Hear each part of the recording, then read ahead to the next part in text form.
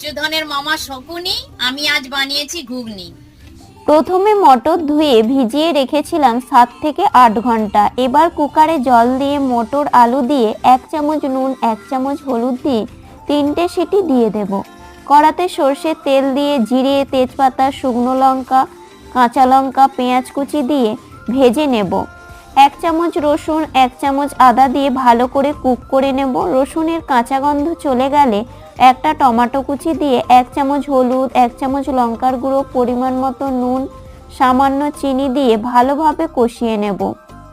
এবার তেল ছেড়ে গেছে, সেদ্ধ করা মটর ও তার জল দিয়ে দিচ্ছি। ঢাকা দিয়ে 5 মিনিট ফুটিয়ে নেব। শেষে 1 চামচ গরম মশলা, 1 চামচ ঘি, সামান্য ধনেপাতা দিয়ে নামিয়ে নেব। দেখুন আমার ঘুগনি পারফেক্টলি রেডি। কেমন হয়েছে আপনারা অবশ্যই কমেন্ট করে জানাবেন।